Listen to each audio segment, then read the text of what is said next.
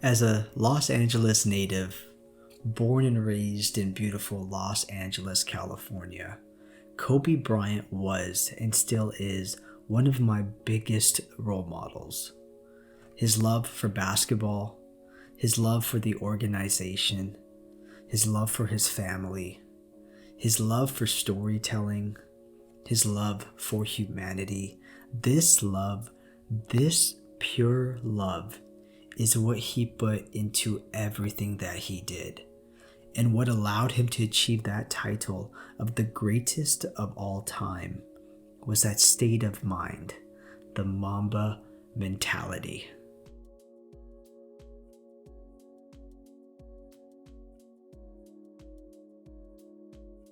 What it do, y'all? My name is Budamjot Singh, and welcome back to the Illuminated Mindz, a space dedicated to building that habit of reflection to further self-growth. And in today's episode, we are going to be exploring the Mamba mentality. So, what is the Mamba mentality? I figured the best way to get the answer to this question was getting my hands on the Mamba Mentality, How I Play by Kobe Bryant. And today, we are going to read a section from this book called The Mamba Mentality. Check it. The Mamba Mentality. Initially, I thought the phrase Mamba Mentality was just a catchy hashtag that I'd start on Twitter. Something witty and memorable, but it took off from there and came to symbolize much more. The mindset isn't about seeking a result. It's about the process of getting to that result. It's about the journey and the approach. It's a way of life. I do think that it's important in all endeavors to have that mentality. Whether I hear an elite college or MBA player or a Fortune 500 CEO reference the Mamba mentality, I find it very meaningful. When I see people talk about finding inspiration in it, it makes all of my hard work, all of the sweat, all of the 3 a.m. wake-ups feel worth it. That's why I put together this book. All these pages incorporate lessons, not just lessons on basketball, but also on the Mamba mentality. When I say love for storytelling, this book right here says it all. For Kobe is able to make such complex lessons so digestible from his experiences as well as the perspectives that he shares within this book. Within this book, there are so many gems that Kobe Bryant drops, such as his insane workout schedule, waking up at the wee hours of the morning even before the sun comes out, him surrounding himself by Master Yodas, i.e. role models like Jerry West, Michael Jordan, Magic Johnson, Muhammad Ali, Phil Jackson. The list goes on and on and on.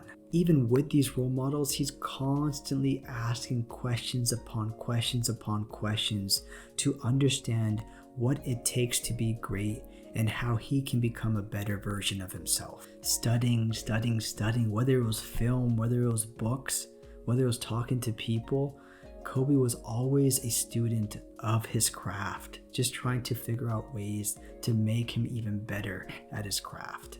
And meditation. Kobe found a lot of value in the essence of silence. And it was through silence that he was able to achieve that state of calmness, which allowed him to be focused and ready for that day's game. But a huge lesson that I took away from this book right here is that the Mamba mentality is not just for basketball. It can be applied to any craft.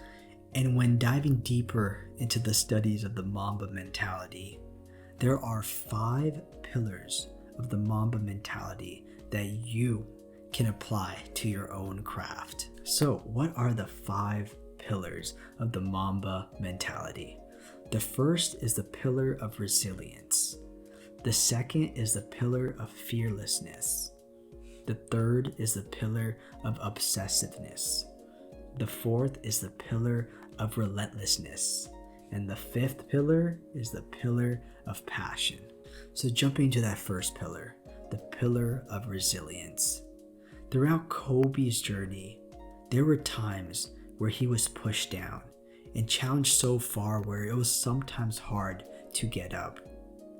In the pillar of resilience, the lesson learned there is that even if you fall, get back up, yo, and keep pushing forward. That second pillar, the pillar of fearlessness.